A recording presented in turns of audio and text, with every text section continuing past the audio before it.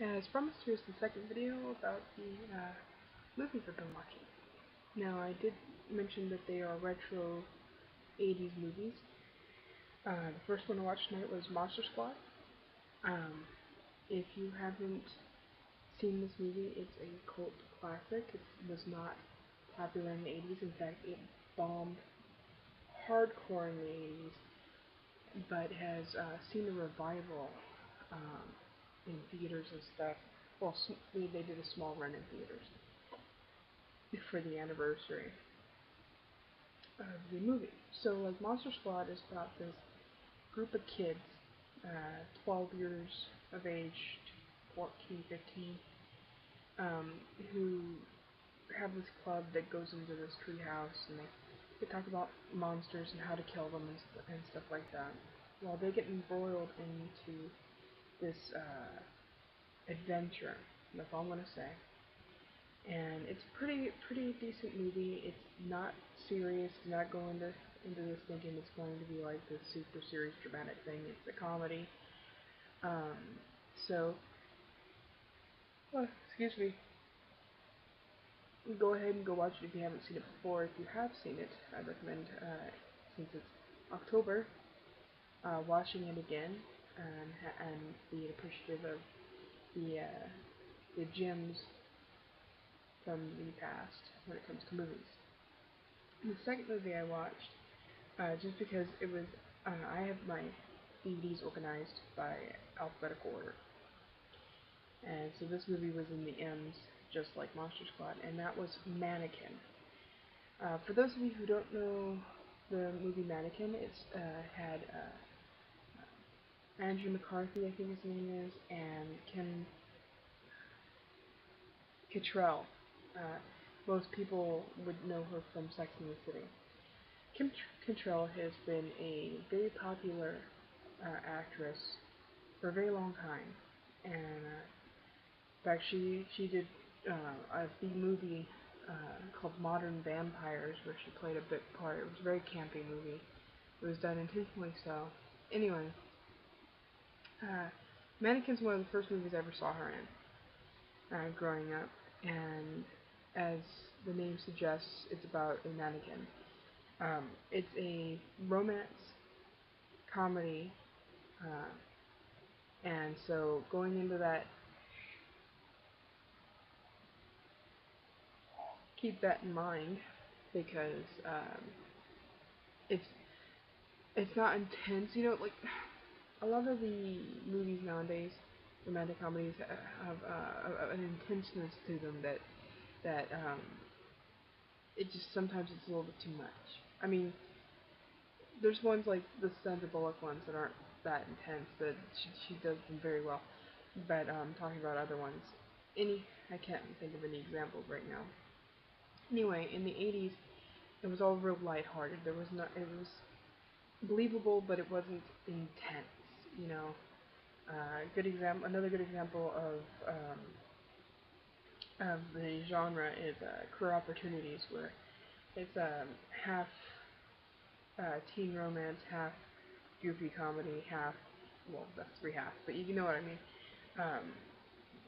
Home Alone type of movie, where they are able to dupe some robbers. Anyway, Mannequin, like I said, stars, I believe his name was Andrew McCarthy, and Kim Cattrall, but it does have, like, Arsenio Hall. I think it was Arsenio Hall. Man, I'm gonna have to look up his name now, because if it's not Arsenio Hall, I'll be really embarrassed. Hold on.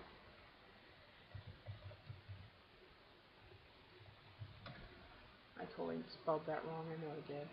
Good thing it, like, knows what I'm talking about in Google. Okay. Yeah, Andrew McCarthy, Kim Cattrall, and oh, it wasn't Arsenio Hall. Forgive me, because yeah, his name is Mishash Taylor, and